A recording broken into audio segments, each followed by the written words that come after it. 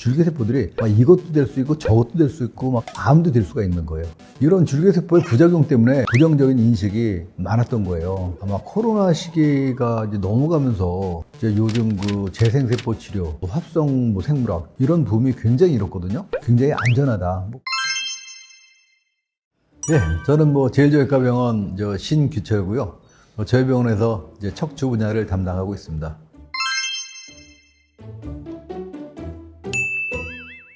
확실히 요즘 이제 줄기세포에 대해서 좀 많은 사람들의 관심이 쏠린 거는 맞는 것 같아요. 사실 얼마 전만 하더라도 줄기세포 하면 이거 사기 아니냐, 아니면은 무서운 거 아니냐, 이런 생각을 했는데 요즘은 이제 그런 거보다는 훨씬 더 긍정적인 방향으로 많이 바뀌었거든요.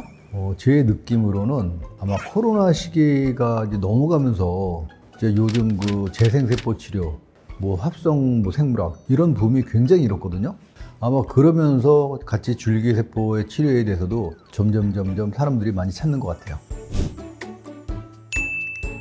그러니까 이제 줄기세포 치료의 불씨는요, 사실은 아주 옛날부터 갖고 있던 거예요. 이제 옛날에 우리나라에서 이제 일어났던 그런 논문의 이제 조작이라든지 이런 것도 되면서 그 복제안 같은 것도 만들고 종교적인 문제, 윤리적인 문제 이런 것들이 많이 대두됐다가 한편은 두렵고 또 한편으로는 또 이게 새로운 치료 방법인가, 새로운 신세대인가 그런 희망도 있고 이제 그런 것들이 맞물려서 너무 상업화가 되고 또 이게 너무 줄기세포 하다 보니까 이제 검증되지 않은 치료법, 검증되지 않은 줄기세포 이런 것들이 나오면서 이제 불신의 시대로 넘어왔죠.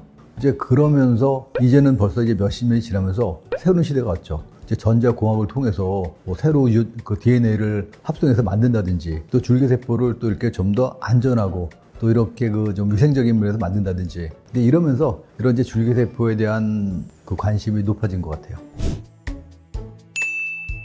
사실 저도 줄기세포 하면은 막연히 내가 해보지도 않은 거면서도 줄기세포가 말이 되나? 줄기세포에서 이런 다른 부작용이 없을까? 그러니까 그런 생각이 많았거든요. 근데 이미 제 생각은 옛날에 우리가 줄기세포를 접했을 때 정리되지 않은 그 지식만을 갖고 있다가 지금 이렇게 새롭게 진행되는 것들을 이제 모르고 있는 상태에서 그러니까 선입감 갖고 얘기를 했던 거예요. 근데 실제로 요즘 나오는 논문이라든지 실제로 실사례를 보면은 굉장히 긍정적이고 굉장히 우리가 생각하지 못했던 그런 현상들이 많이 나타나거든요.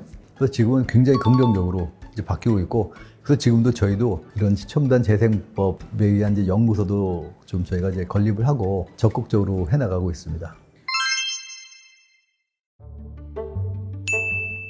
그러니까 이제 줄기세포라고 하면은 그냥 단정적으로 내 몸을 만드는 세포라고 생각을 하면 돼요. 아까 처음에 얘기했던 태아 수정체, 그러니까 그런 거는 배아 줄기세포라고 합니다. 그러니까 이제 정자와 난자가 만나서 보통 한 일주일 이내 된 세포를 갖고서 이제 그러면 시험관이나 이런 데 집어넣어가지고 이렇게 저렇게 이제 분화시키는 이런 배아세포라고 하고요. 그 다음에 우리가 가장 요즘 좀 많이 사용을 하고 있고 그래도 이제 가장 안전한 게 성체 줄기세포예요. 내 몸이 어딘가 손상이 되면 그 손상된 거를 막기 위해서 내 몸에 뭔가가 와서 이제 치료를 하잖아요. 근데 그게 바로 이제 줄기세포도 치료를 하는 거예요. 뼈가 골절됐으면 뼈를 붙인다든지 이제 그런 기능을 갖고 있는 걸 이제 성체 줄기세포라고 하는데 이제 그런 것들은 보통 뼈 골수라든지 아니면 지방이라든지 아니면 신경 이런 데 이제 숨어져 있거든요. 이제 그런 것들을 우리가 이용해서 사용하는 게 이런 성체 줄기세포고 성체 줄기세포는 아무래도 여러 가지 분화할 수 능력은 좀 떨어지죠. 그런 이제 배아 줄기세포는 진짜 마음대로 될 수가 있잖아요. 그런 기능은 성체 줄기세포가 없으니까 만능으로 이렇게 살생할 수 있는 세포가 어떻게 될까 해서 사람이 만든 게 유도 만능 줄기세포라고 해서 내 이런 피부라든지 아니면 혈액에 있는 세포만 뽑아가지고 그 안에 있는 핵을 뺀 다음에 이런 이제 줄기세포 같은 그런 능력을 할 수 있는 그런 유전을 넣어가지고 실제로 합성을 한 거예요. 윤리적인 문제도 이제 벗어날 수 있고 또 훨씬 더 이제 간단하게 할 수 있고 보통 이런 이제 세 가지로 이제 크게 나누고 있습니다. 줄기세포는 대부분 이제 숨겨져 있어요. 근데 그 숨겨져 있는 부위에 가장 많은 부위가 이제 지방에 많이 있고 그 다음에 골수에 많이 있어요. 그러니까 지방에서 얻은 줄기세포를 SVF라고 하고 그 다음에 골수에서 얻은 거는 우리가 이제 비맥이라고 해서 내가 어떤 용도에 어떻게 쓰느냐에 따라서 뭐 이걸 선택할 수도 있고 저걸 선택할 수도 있고 그런 이제 차이가 좀 있습니다. 서로 이제 성분이 틀리다 보니까 이제 맞는 거에 대한 그 효과도 좀 틀린 거예요. 아무래도 이제 그 지방에 있는 거는 뭐 피부라든지 근육이라든지 이런 데 좀 더 특화가 되어 있기 때문에 맞고 나면은 이렇게 피부 재생이라든지 뭐 미용이라든지 이런 데는 훨씬 더 효과가 있어요. 그런데 골수에 있는 이제 줄기세포는 이제 훨씬 더 내가 이제 몸이 여기도 불편하고 저기도 불편하고 뭐 늘 피곤하고 기력도 떨어지고 그러니까 그런 경우에는 훨씬 더 효과가 있는 것 같고 지방보다는 떨어지긴 하지만 뭐 그런 뭐 피부 재생이라든지 뭐 미용 그런 데도 많이 도움이 되는 것 같아요. 근데 그게 뭐 지방을 빼면은 뭐 지방이 이제 빠지면서 살이 빠지겠죠. 근데 우리가 이런 줄기세포 했을 때 사는 지방은 뭐 이제 소량이기 때문에 그게 살 빼는 목적은 아니고 근데 만약 원하신다면 그러니까 지방 흡입을 하면서 지방 다 빼고 그 다음에 이제 그거를 이용해서 줄기세포를 추출해서 뭐 치료할 수도 있죠. 지방 줄기세포를 하면 살이 빠지느냐가 아니라 살을 빼기 위해서 지방을 다 제거한 다음에 줄기세포를 사용하고 뭐 그러면 이제 살이 빠질 수 있지 뭐 줄기세포 하면서 살이 빠지거나 그런 거는 아니에요. PRP는요 정확하게 말하면 세포가 아니에요. 우리가 이제 줄기세포, 뭐 재생세포 이러면 그 살아있는 세포를 말을 하잖아요.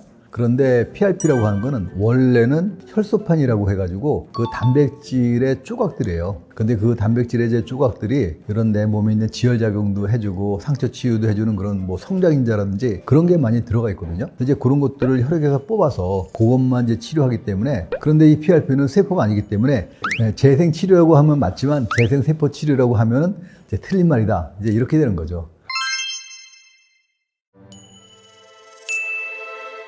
우리가 이제 줄기세포 치료를 하려고 하면 내 혈액을 사용해서 하는 거기 때문에 굉장히 신경을 많이 써야 돼요.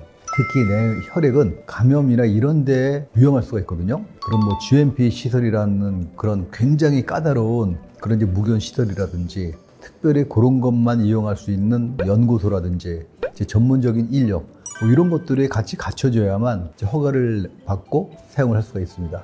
그러니까 그런 실사를 받아야 돼요. 실제로 이제 시술을 받아서 거기서 이 정도의 기준이면 충분하다라고 이제 인정이 돼야만 될 수가 있거든요. 그래서 지금 저희가 이제 그거를 이제 실사를 받았고 이제 그런 거를 운영할 수 있는 그런 인력이 있어야 되잖아요. 그러니까 저희 병원에서는 이제 대학병원에 있는 이제 양리학 박사님을 이제 초청을 해서 그분 이제 주도해서 같이 하고 있고 요즘은 이제 우리가 이제 첨단 재생을 국가 이제 그 산업으로 지금 장려를 하고 있기 때문에 국가 병원들이 많이 참여를 하고 있거든요.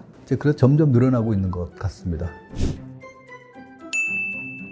이런 줄기세포의 부작용 때문에 여태까지 그 부정적인 인식이 많았던 거예요. 그러니까 이제 우리가 줄기세포를 상용하기 힘들었던 게 줄기세포들이 막 이것도 될 수 있고 저것도 될 수 있고 막 그렇게 될 수가 있잖아요. 암도 될 수가 있는 거예요. 내가 줄기세포 치료받고도 암 생기면 어떡하지? 그러니까 암이라는 게 사실 굉장히 무서운 질환이잖아요. 그런 것 때문에 사람들이 굉장히 두려움을 많이 했는데 그런 이제 암이 될 수 있는 가능성은 배아줄기세포라든지 유도 만능 줄기세포 그 모든 걸 분할할 수가 있으니까 이제 그럴 가능성이 있거든요. 이제 성체 줄기세포 같은 경우는 그러니까 뭐 골수나 혈액에 있는 거 이제 뽑아서 하는 거기 때문에 그런 류의 부작용은 이제 없다고 보시면 됩니다. 내 몸에 있는 혈액을 사용해서 하기 때문에 굉장히 안전하다. 그러니까 내 몸에 피를 뽑아가지고 다시 집어넣은 거니까 사실 뭐 크게 문제가 될 일은 없지 않겠어요?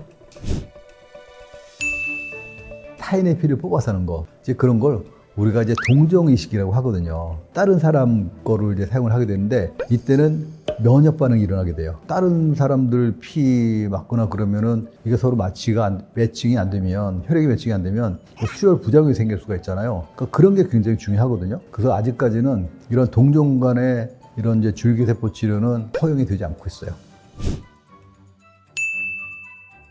그렇게 해도 가능하죠. 이제 80도 이하로 이제 확 얼려놨다가 내가 필요할 때 그거를 녹여가지고 같이 사용을 하는데 그냥 지금 막 살아있는 놈하고 얼렸다가 살린 놈하고 이게 그 생존율이 떨어져요. 그래서 우리가 이제 만족했던 만큼 이제 그런 기대를 할 수 없고 그 이제 생존율이 떨어져 있는 그런 세포를 그러니까 배양을 시키는 거예요. 뭐 2배, 3배 이상. 근데 이런 멀쩡한 놈을 배양을 시키는 것보다는 훨씬 더 떨어져요. 아이디어는 좋은데 실제로 이제 살아있는 놈들이다 보니까 우리가 생각하는 것처럼 마음대로 되지 않아요. 이제 그게 단점이죠.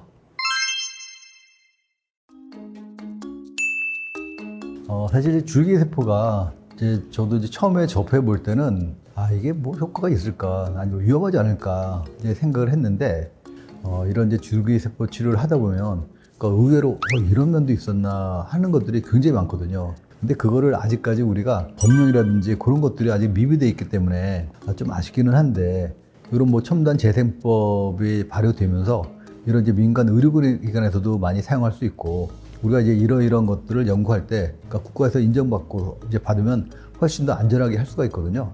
그러니까 이런 식으로 이런 이제 줄기세포에 대한 치료는 훨씬 더 많이 진행이 될 거고 이제 환자들 같은 경우에 거의 뭐 난치병이라든지 거의 포기했던 그런 것들 있잖아요. 꼭 질병일 수도 있고 아닐 수도 있고 그러니까 그런 거에 대해서 아마 획기적으로 발전을 할 수 있을 것 같아요. 또 저는 이런 이제 줄기세포 치료가 좀 더 발전돼서 많은 사람들한테 혜택을 받을 수 있으면 좋겠고 또 저희는 이제 그거를 위해서 뭐 열심히 뭐 연구하고 또 치료하고 또 여러분들에게 많은 도움을 줄 수 있도록 계속 뭐 노력해야죠.